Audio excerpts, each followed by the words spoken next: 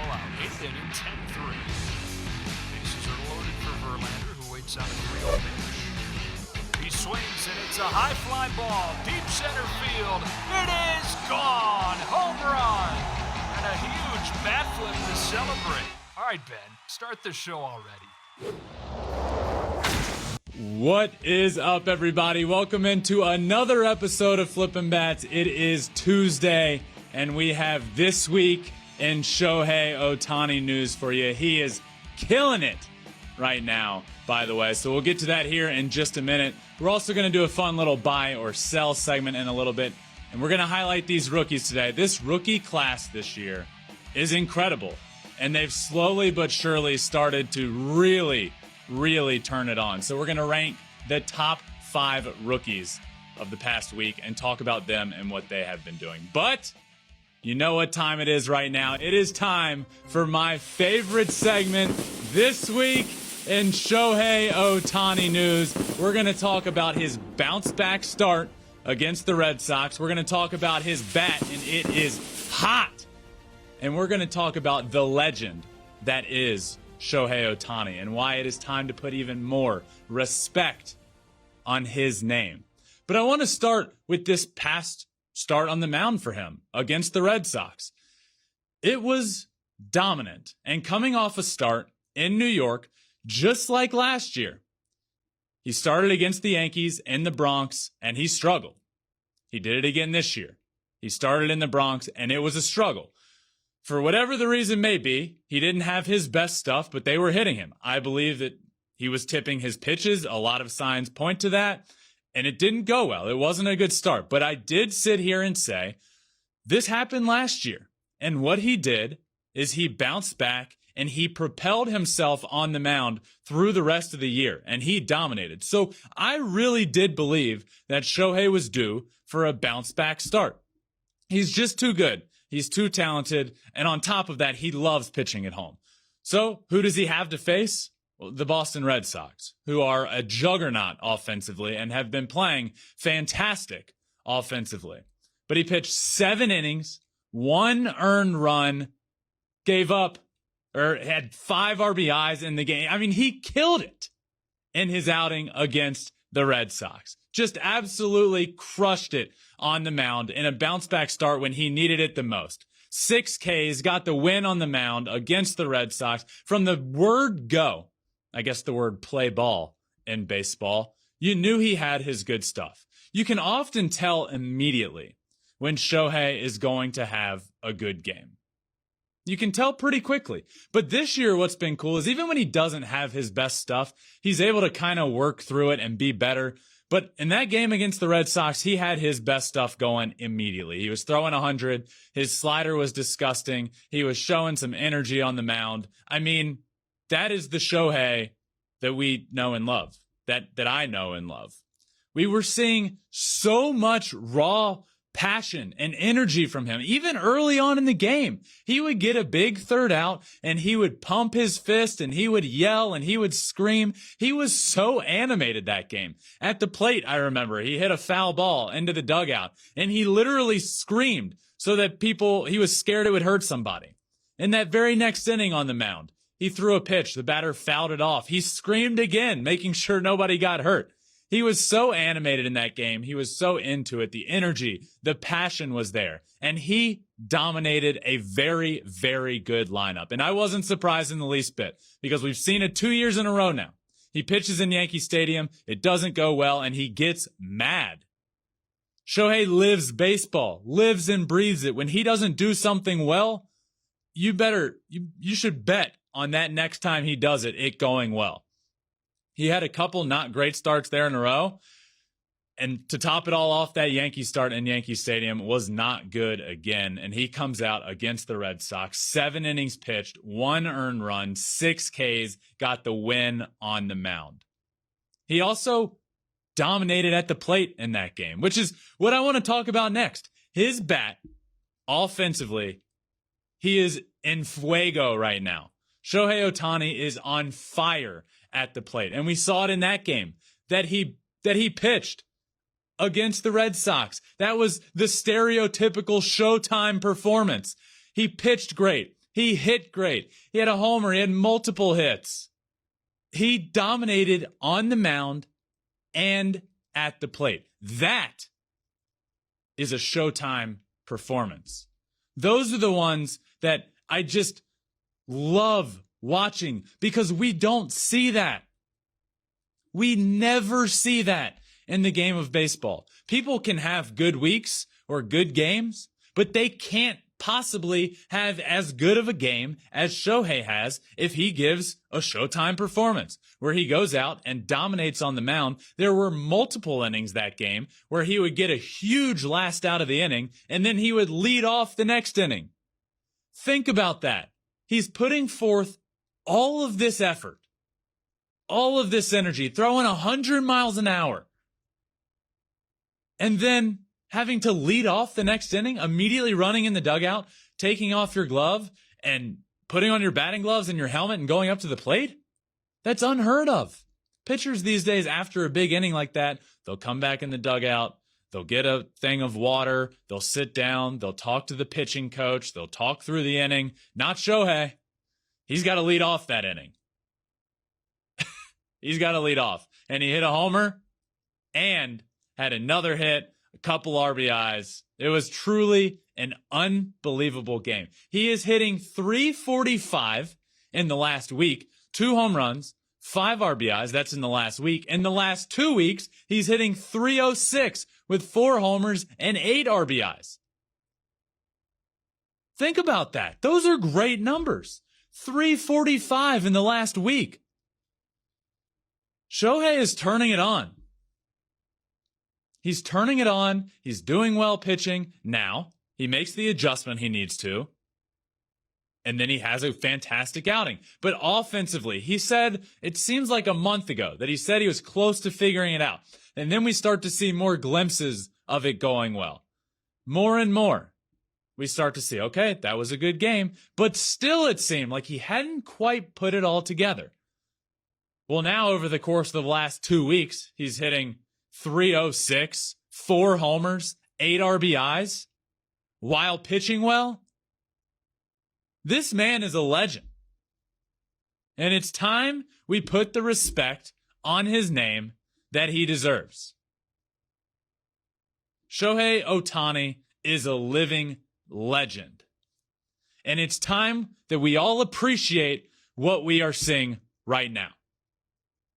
It is special, and I am sick and tired of hearing people this year when he does something to say, oh, well, yeah, he's average. Like he's having an average year. That is not the case. And we cannot compare what he did last year when he was a unanimous MVP to what he's doing this year and say he's being average. That's just not the case. Last year, he hit 46 home runs, had 100 RBIs, and hit .255 on the year. This year, he's on pace for more RBIs than that, has the same batting average, and he's on pace for 35 to 40 home runs. And it doesn't even feel like he has scratched the surface of what he can do. I tweeted this earlier this week. People just don't understand what we are seeing still. And now he only gets compared to last year when Shohei Ohtani was the unanimous MVP. This is remarkable. He's dominating on the mound and hitting homers. Don't ever take it for granted. I am tired of hearing people say, he's been average this year. At bare minimum, Shohei Ohtani is an above average pitcher and a well above average hitter. He's well above average at both. This is a living legend that we're seeing. Appreciate it. Appreciate while we're watching it. It's special. I talk about all the time because just until the last week or so, until the last couple of weeks, he had the best odds to win MVP again. And now he has the second best odds and they're neck and neck. He's neck and neck with Aaron Judge. And I will talk about that, and people say, well, that doesn't make any sense. Nothing about this season is average. Nothing about what he's doing is average. He's a legend, and we have to put the respect on his name that he deserves. I'll compare it to another sport. LeBron James, one of the greatest of all time. Many say that he is the greatest of all time. So he's in that debate. He has been in the league for however many years now, and he could win the MVP award every year. And you could have a great argument for that. Shohei Ohtani puts up MVP numbers and does this. If he does this every year, what he's doing right now, he should be an MVP. But the nature of the beast is you're compared to what you've done in the past. This is special, what we are watching. And everybody needs to appreciate it. And it is special again this year. And his last start on the mound, we got another Shotime performance. 7 innings, 1 run, 6 strikeouts, a home run, 2 for 4 at the plate, running all over the bases. It was awesome. And I sit at home watching in awe. And I hope everybody else does. It is truly, truly special. And Shohei Ohtani is a legend. But that does it for This Week in Shohei Ohtani news. All right, producer Conrad, where are we going next, my friend? You know I get fired up when I'm talking some Shohei Ohtani, so where are we going? It's impossible not to get fired up when talking about Shohei Ohtani.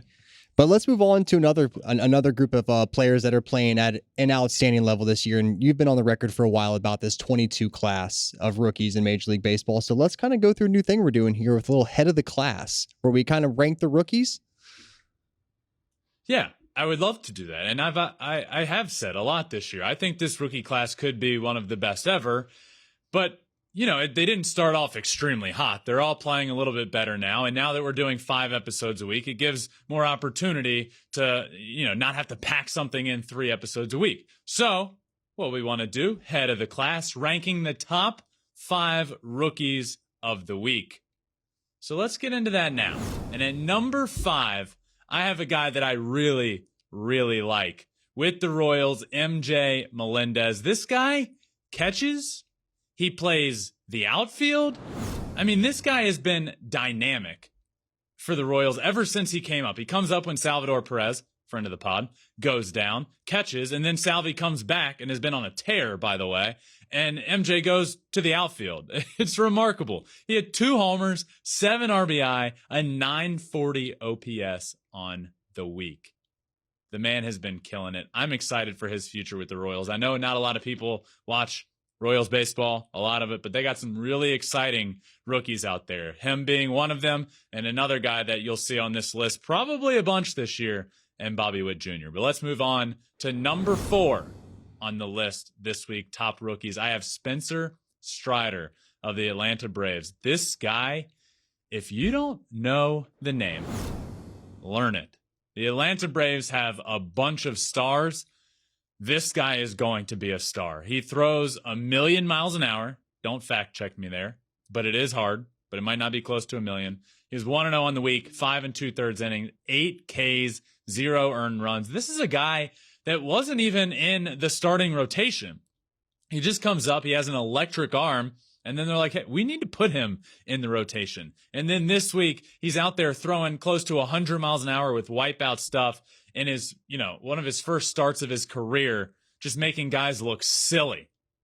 Silly as a rookie. He comes in at number 4.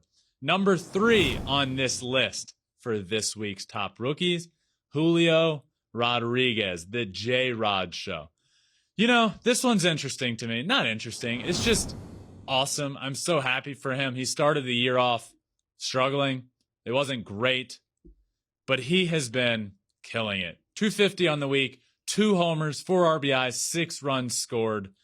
The J-Rod show is the real deal. As excited as I was to watch him and see him become a big leaguer, I'm even more blown away by what he has been able to do this year. He has a ton of pop. He steals 1 billion bases. He runs hard. He plays a good center field. He is super exciting to watch. And this week, my first week ranking these rookies, he's already on the list because, of course, he is. Let's move on to number 2 on my top 5. I have Bryson Stott from the Philadelphia Phillies. Stott had a great week. He also hit a walk-off home run on Sunday, which technically starts the week. Sunday through Saturday. On Sunday, he had a walk-off home run against the Angels in what was probably the craziest game so far this year. It was ridiculous. The Angels had a big lead, and then they blew it, and then they took the lead again, and then Bryson Stott, boom, walk-off 3-run homer. He hit 304 on the week, 3 home runs, 8 RBIs. But I think this is a perfect opportunity to say, I mean, these stats would still allow him to be here, but this isn't always going to be stat-based. Not a lot of these lists that I do aren't. There's certain stats are obviously a big part of it, but doing stuff like that in a huge game, come from behind win, your manager just got fired, to hit a huge home run like that, to propel your team on a winning streak that we haven't seen in Philly in a long, long time. He killed it this week. That adds to what he was able to do this week. But aside from just that walk-off home run, he also did have a really good week as well. So who does that leave for the number 1 spot on my top 5 rookies of the week? Hunter Greene of the Cincinnati Reds. Hunter Greene showed flashes of when this year started being an elite pitcher in the game.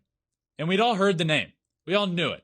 This guy throws 100, 102 miles an hour. He's got great stuff. Can't wait to watch him. And he was great for the first, 4 or 5 starts of the year. And then he went through a little rough patch. For about a month, he wasn't great. But he is back. He has been back for a few starts now. He's still throwing over 100 miles an hour. He's 1-0 on the week, 12 innings pitched. So he had 2 starts, 12 innings pitched, 1 run, 15 strikeouts. Hunter Greene, since May 6th, 37 1/3 innings pitched, 23 hits, 48 strikeouts in those 37 innings, and a 3.13 ERA. Hunter Greene is the real deal.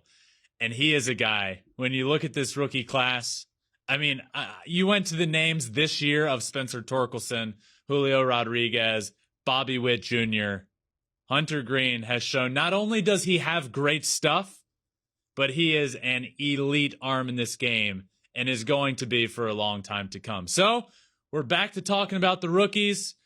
Top 5 rookies of the week we did, head of the class. We're able to talk about a bunch of them. And in the first week, Hunter Greene takes home that top spot. Producer Conrad, where are we going next, my friend? Julio Rodriguez coming in at 3rd. You watch a lot of him, I've heard. Yeah, J-Rod, man. It's been great. The best part about this, and all these guys come from basically smaller franchises, just smaller market teams. You get to watch these guys grow in front of your eyes. You get to watch them grow into superstars. And their rookie years are always so much fun because you never know what the ceiling is. There can be so much potential. But let's move on. It's about hope for those small teams. Totally. Like, obviously, the Yankees can go out and buy a good team if they need to. The Dodgers can go out and buy a good team, and they're going to be good year in and year out. The Yankees are going to be good. But to have a team that isn't the biggest market in the world, the Orioles with Adley Rutschman, the Royals with MJ Melendez and Bobby Witt, the Mariners, who are, a fringy team with that, they haven't had the success of late, but I think they can be a good team, and they've shown in the past that they're willing to spend the money. But to have a guy like Julio, for the Reds to have a guy like Hunter Greene, that's what this is all about. Yes, those big teams, they're going to be great. They're going to be really good. And if they're not, they're going to spend money and they're going to become good. But for those teams that haven't been good in a while, or don't have the means to spend the money like that, or don't have an owner that wants to spend that money, which is a different conversation, you have these guys. You have the hope. And it's not just false hope. These guys are the real deal. There's a lot of real deal rookies out there that even if your team's not fantastic, you have some fun to watching every single night. And I think that's important. It absolutely is. But even the big teams, I think, look at the Dodgers, the Yankees, the Houston Astros, they all have homegrown guys that you root for more than anybody. You can have the Giancarlo Stanton that might come in, you pay $300 million for, but Aaron Judge is still the main Yankee on that squad. Same with the Dodgers, Same with the Astros, like Yordan Alvarez. So again, homegrown talent, you love to see it. It's always different being homegrown. Sorry, before we move on, I don't know where we're going next, but it's always different with homegrown talent. But I just feel like with the smaller market teams, it becomes a feeling of, this is our savior, you could become a legend. Guy, and this guy could change our franchise forever. Like, this could be our guy for 15, 20 years. And I just feel like it's a little different with other teams. Like, yes, you're right. The Dodgers get a lot of, flack for buying players, and that's actually not true. A lot of their talent is homegrown. The Yankees have Aaron Judge. What the Astros have done is certainly very much so homegrown. It just is different when you have the smaller market teams, because it goes from, hey, this guy's a really nice piece, to our team, he's going to come up and make a difference. When you have guys like what happened with Adley Rutschman a couple of weeks ago, when he comes up, the Orioles haven't been good in years. They packed in Camden Yards because it's like, this is different. This guy can be our savior. And it's so cool to see that. It's so cool to see the impact that rookies can have on one side or the other. It's either this guy can be a big help for us, or this guy is going to save our franchise. And it just, no matter what side you're on, it just allows for some hope. And that's really cool. I mean, it totally is, coming from a guy that has every Julio Rodriguez and George Kirby start on notifications. Every time Julio comes to plate, I have notifications saying, "Hey, you should probably turn your phone on right now." So I totally get it. Does it say, "Hey, Conrad, you should probably get to a TV right now"? I wish it would. I think my girlfriend would probably understand a lot more than what she does currently. But let's move on to a little buy or sell. Have a little bit of fun to end the show today. Buy or sell. How was that? It was great. Yeah, I'll give that an A+. Okay, thanks. All right, let's go a little buy or sell. First up, buy or sell the Atlanta Braves to win the NL East. The Atlanta Braves are and have gone on a very long winning streak. The Atlanta Braves, might I add, that I predicted to be in the World Series again, and have said that I believe this team could even be better than last year's team when all is said and done. So do I buy or sell they win the NL East? I'm going to sell. Now, I still feel fine about my prediction. They can certainly get into the playoffs, and I believe they will and can. But I'm a believer in the Mets. As you all know, I've talked a lot about the Mets. I believe in how good they are. I believe that team is built to not tank, to not lose 8 of 10. And as long as they do that, they're going to be okay. The Braves aren't going to go on massive double-digit win streaks multiple times in the year. They're just not going to. But we saw it happen. And in the past, the Mets would have lost 6 of 8. And next thing you know, the Braves are 2 games out. Well, guess what? They're still a good bit out. That Mets team is really good. I still think they are going to win the division. I do think the Braves get into the playoffs and are going to be a problem when they get there. But I will say sell on them winning the NL East. I got you. I just don't see where they're going to get their next loss at, to be honest with you. They have buy or sell, producer Conrad. The Braves don't lose the rest of the season. I think the Braves can easily win 15 games in a row here. Look, their next 6 games are against Washington, Chicago. We'll see. Next up on buy or sell. This one's going to be tough too. The Angels to make the playoffs. Angels to make the playoffs. Okay. I'm going to buy that. So let's look at this. Let's look at the Angels season in a nutshell. Please do. Yeah, tell us. They start the season fantastic.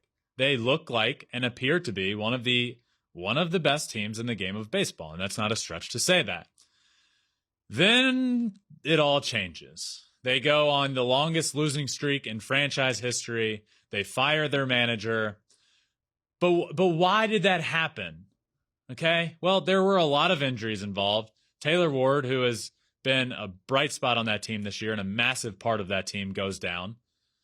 He hadn't played in a while. Mike Trout goes down. Anthony Rendon goes down.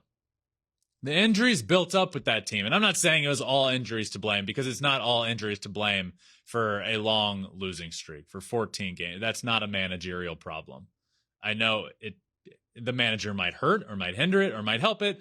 He did not. And that's why Joe Madden is gone. But it's not all Joe Madden's fault. It's not all the injuries' fault. There were a lot of problems there. But now we're seeing some of those guys come back. Mike Trout, who before he went down for the injury was 2 for 2. He went 2 for 2 in that game with a homer, another hard hit. Now he comes back. His first game back, 2 home runs. The Angels win big time. They're beating up on one of the best teams in baseball, the New York Mets. Taylor Ward comes back here soon. This team is starting to come back to the team that they were that we believe they were. This team is talented enough to make the playoffs.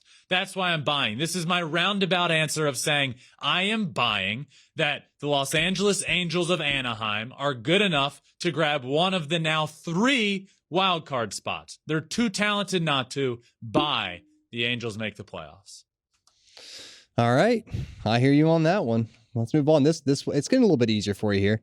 Aaron Judge is the best player in baseball. Yeah, much easier. Thanks. Aaron Judge, best player in baseball. Okay, let's talk through this one. Aaron Judge, right now, is playing like the best player in baseball. No argument against that. He has the most home runs. He has the best OPS. He has the best slide. Like he's Aaron Judge. I'm going to sell that he is the best player in baseball. I've thought a lot about this. I've thought long and hard. There's a couple of names that come to mind. One of which is Ronald Acuna. Okay. Now this is a tough one because I like to go to the argument of if I'm starting a team tomorrow, who am I taking? And this isn't, take age out of it. If I'm starting a team tomorrow and I need to win for 1 year, I need to put together a 1-year winning team. Am I taking Aaron Judge first? No. I think I'd go with Ronald Acuna. Or another reason I sell Aaron Judge being the best player in baseball is Mike Trout. Mike Trout is one of the greatest of all time, and he's still playing, and he's still really good. And he had a couple of games where he was out for a week, but we see him come back and he hits 2 homers in that week. This is similar to what we see with other players, with other sports. LeBron James is one of the greatest of all time, but he's continually done it year in and year out and over and over and over. And we just start taking for granted what we're seeing. And he doesn't win MVP every year when he could. Mike Trout has won 3 MVPs. It could easily be 5. He's that good. And he's going to be one of the greatest of all time. And he's still playing. And he's still young. He's still in his prime. So I'm going to take Mike Trout. I'm long roundabout answer again. Sell that Aaron Judge is the best player in baseball. But this is a tough one. And you're putting me on the spot here because he is currently playing the best. And he's currently on pace to hit like 65 to 70 home runs, which is ridiculous. But I'm selling. Yeah, I would have sold that you would have taken to Shohei Ohtani first. I can't believe Shohei Ohtani wouldn't be your first pick if you're starting a team today. No, that's a given. We know that's a given. Oh, so you had two number 1 picks? Yeah, if I had a number 1 pick, I would probably take Ronald Acuna or Mike Trout because I'm grandfathered into getting Shohei. It's like, oh, Ben's the Shohei guy. He I start with Shohei on my team, Okay, automatic. All right, that makes sense. So obviously, and I would also throw Shohei's in that conversation as well. I obviously don't need to go on super long about this because everybody knows how I feel about Shohei. But he is an elite hitter and an elite pitcher. He's 2 in 1. He's 2 all-stars in one person. What are you doing? What are we doing not taking a guy like him? He is 2 fantastic baseball players in one, and he's still very young and in his prime. He does it all.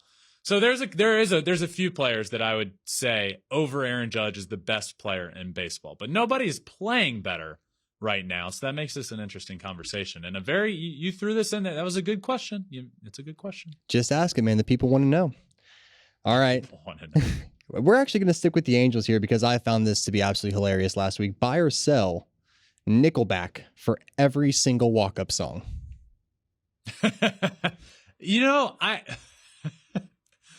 I am going to buy because, one, you got to change something up in a losing streak. You have to.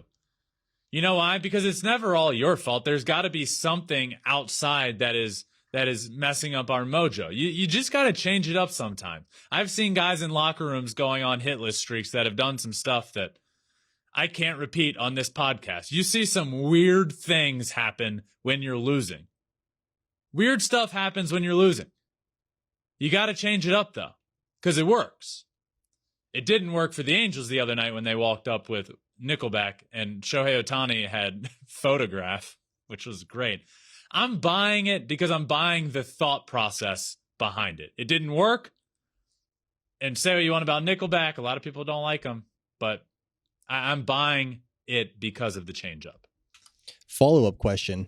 If you had one band or performer for every single walk-up song on your team, who would it be? If you had one band or performer for every single walk-up song. So, like, they were the ones in like they did with Nickelback the other night. Exactly. You're saying? Like, everybody has. Oh, man. This is tough. Couple things come to mind. One, Lizzo. 2, Backstreet Boys. 3, I would just go from stuff from my childhood, you know? Like, just really taking it back. Lizzo's not from my childhood, so I don't know where that one came from. Backstreet Boys, NSYNC, they got all the great songs, the all-time greats. I'm throwing them in there. Maybe even some Aaron Carter, you know? Oh man, we're on way different wavelengths here. I was thinking Gucci Mane. Gucci Mane has probably more hits than just about anybody that I know of since we've been One year young. in college, my walk-up song was Coldplay. You had to have been the most hated player on the field every single game. So I don't know what I was doing. I don't know what. So that year I was Shohei Ohtani before Shohei Ohtani, and I was pitching and hitting. I was just throwing 80 and like not hitting hard. But so I was like, you know what? When I come out of the pen, I need to have an intense walk-up song. So I had like. So you went Coldplay? No. That was my hitting one. So I had like Red Hot Chili Peppers coming out of the pen, like the same song that like Joel Zamaya had when he used to come out. But Joel Zamaya threw 102, and I was throwing like 82. Just kidding, being self-deprecating. I threw a little harder. But then offensively, I wanted to like change it up, and so I went slower. I hated it. My junior year, I switched to Levels by Avicii, and that year I was an All-American, had a great year, got drafted. So I stuck with Avicii throughout my professional career. So that was a much better pace for me. Avicii is a legendary, his walk-up legendary. So yeah, by all means, no wonder you became an All-American off that. Just because of the song. Just because of the song completely. Next up, you're actually wearing a shirt right now that kind of goes along with it, but the entire baseball world saw what Tony La Russa did against the Dodgers last week. Buy or sell, Tony La Russa's intentional walk heard around the world. Sell. I mean, oh my God. I could go on for hours about this, but Tony La Russa walks Trey Turner in a 1-2 count. A 1-2 count. Walks him. And then the very next batter, Max Muncy, hits a 3-run home run. That's the baseball gods immediately stepping in and being like, hey, Tony, that was not smart. Here's your result. I mean, what are we doing here? You're pitching to a guy, and I know there's a pass ball runner moves and advances, but you got a guy in a 1-2 count, and then post-game, he decides to go on and say that, well, do you know about Trey Turner once he gets to a 1-2 count? Is that really a question of what I would do? And it's like, okay, so I immediately look it up. Trey Turner's a 197 lifetime hitter in a 1-2 count. Trey Turner's one of the best players in baseball. I love me some Trey Turner. Nobody is a Hall of Fame hitter in a 1-2 count. Not Trey Turner, 197 in that account. So what are you talking about? I tweeted this. Trey Turner's a 197 lifetime hitter in a 1-2 count. Those are the numbers Tony La Russa wants everybody to know. I mean, this year, in a much smaller sample size, his batting average in a 1-2 count is like 250. But take over the whole sample size, it's under 200, under the Mendoza line. Nobody likes hitting when it gets to 1-2 count. It's not like I used to step up to the plate and be like, can't wait to get to a 1-2 count right here so I can do some damage. It's ridiculous. Like, the thought process behind it. And then he made the reporters in the room after the game, when they asked him about it, he made them like feel like they were dumb. So is that really a question right now? Do people really think? Do they know the numbers? It's like, no, but they will. Guess what? He's a 197 hitter. Is that why you walked him? Thanks for throwing that in there. Fires me up. Sell. Hard sell, huh? Hard sell. All right, last one. Matt Carpenter will have more home runs than singles this season. So Matt Carpenter has 7 hits as a New York Yankee. 7. 6 of those hits are home runs. I don't know what the other hit is. This might play a factor in my answer. But at bare minimum, he has 6 homers to 1 single. I'm gonna buy, but why not? It's fun. I'm gonna buy that Matt Carpenter ends up with more home runs this year than he does singles. Think about that though. 7 hits, 6 of them are home runs with the Yankees. That's ridiculous. That is absolutely ridiculous. So I think that is it for Buy or Sell, which does it for this episode. Thank you all for listening. This has been an absolute blast. Make sure you're liking, subscribing, rating 5 stars if you can, wherever you listen to the podcast. Doing big things here at Flippin Bats, 5 episodes a week now. So liking, subscribing, all that stuff really helps. And you can follow along on social media as well. Twitter, Instagram, Facebook, YouTube, and TikTok. They're all Flippin Bats Pod. You can watch the video of every episode on YouTube as well. Thank you all for watching and listening. This has been an absolute blast, and I will see you tomorrow for another fun and great guest interview. Peace out, my friends.